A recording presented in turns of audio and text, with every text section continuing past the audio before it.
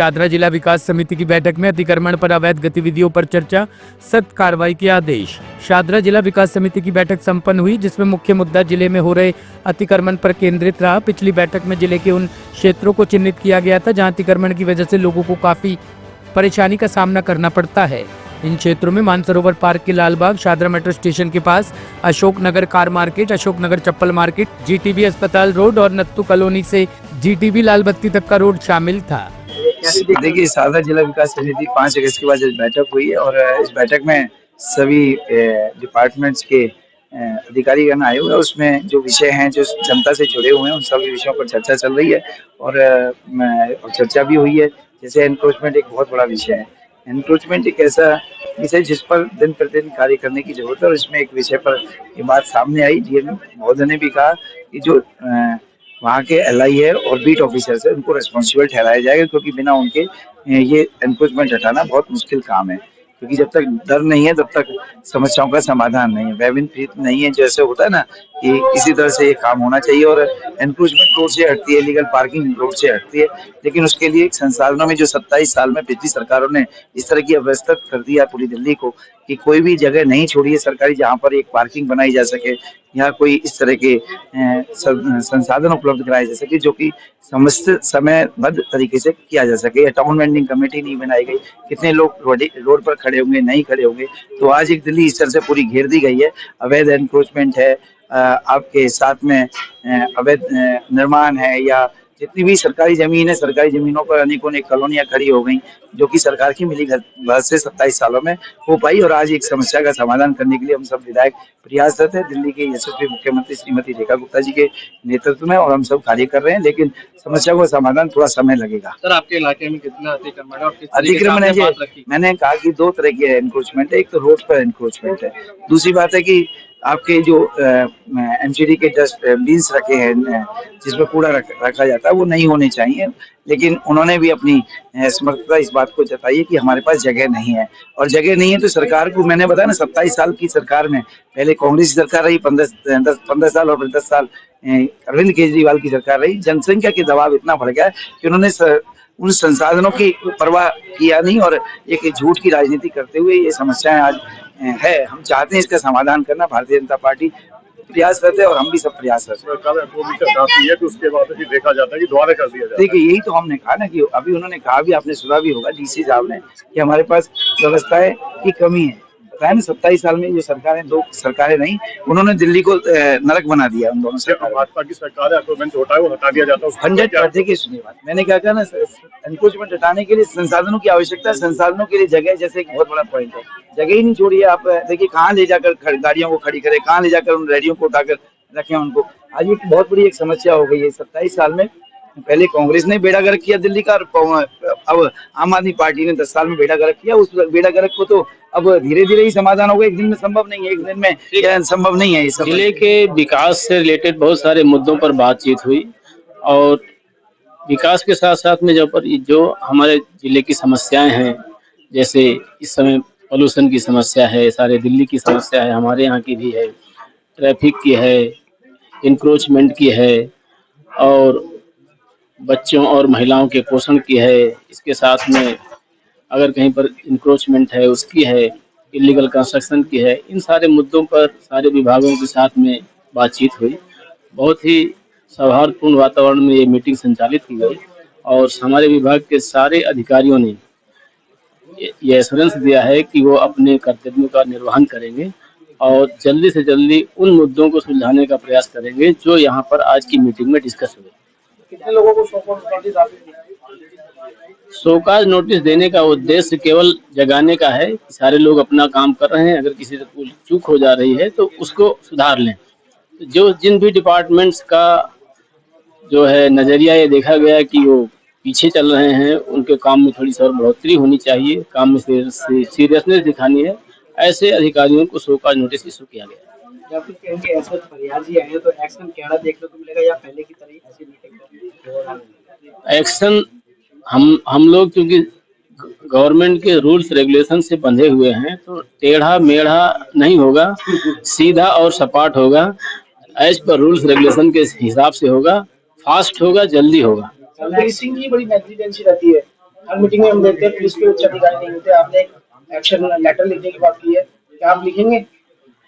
नहीं, कई बार पुलिस के अपने चैलेंजेज हैं, उनकी कठिनाइयां हैं और इस समय चूंकि हाई अलर्ट का चल रहा है तो सीनियर अधिकारियों से हम टच में हैं, बात करते हैं।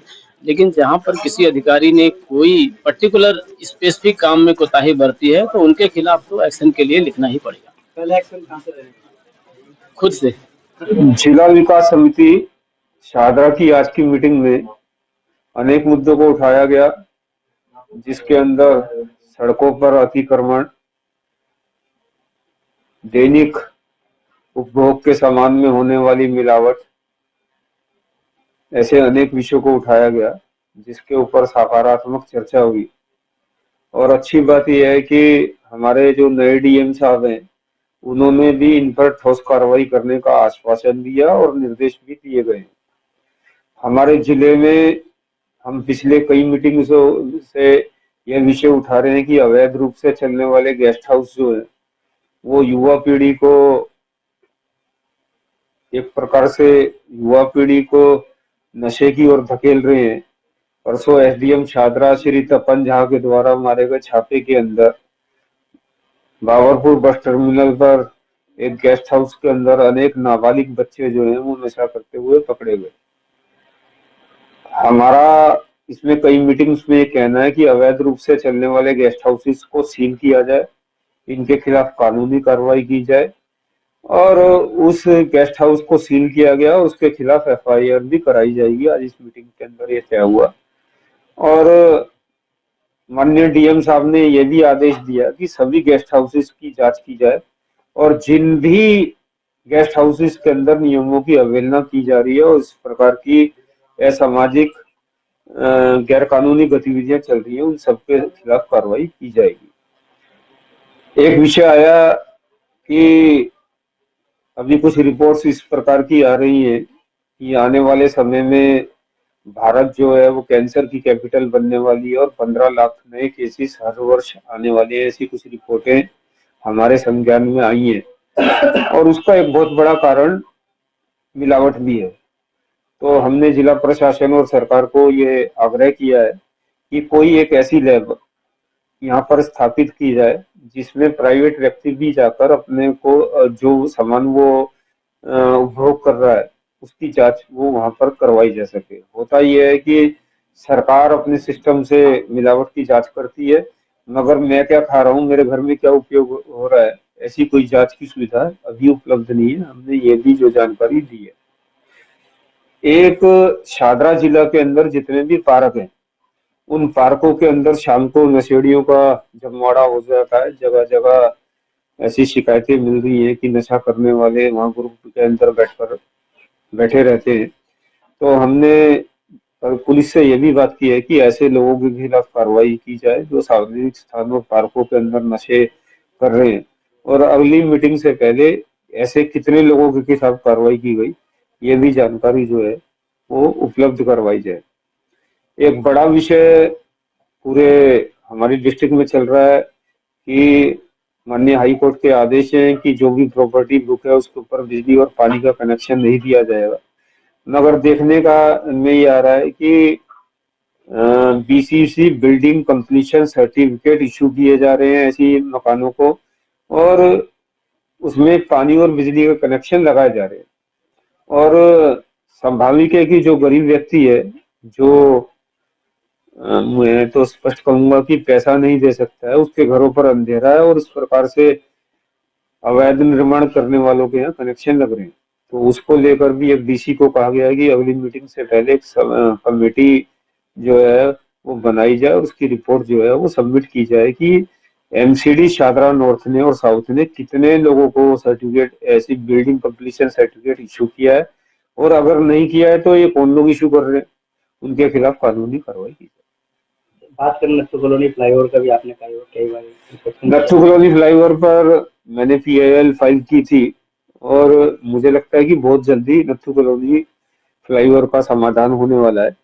अभी तक की मेरी जो जानकारी है, ऑफिशियल नहीं है, अनऑफिशियल जानकारी जो मेरे पास है कि नत्थू कॉलोनी फ्लाईओवर के सभी स्लैब तोड़कर दोबारा लगाए जाएंगे। शाहदरा फ्लाईओवर पे क्या भी आपकी वो है क्योंकि एक साइड का हिस्सा भी कुछ दिनों पहले गिरा था। शादरा फ्लाईओवर पर एक वाहन की टक्कर से कुछ हिस्सा गिरा था। अभी शादरा फ्लाईओवर की लगभग 2 साल पहले मरम्मत हुई है, तो पीडब्ल्यूडी अधिकारियों को कहना है कि इस प्रकार की कोई चिंता की बात नहीं है। वो टक्कर लगने से, किसी कार की टक्कर लगने से कोई हिस्सा गिरा था, फिर भी एक बार हमने दोबारा उसको चेक करने के लिए बोला। टॉप स्टोरी ब्यूरो के लिए दिल्ली से रवि डालमिया की रिपोर्ट।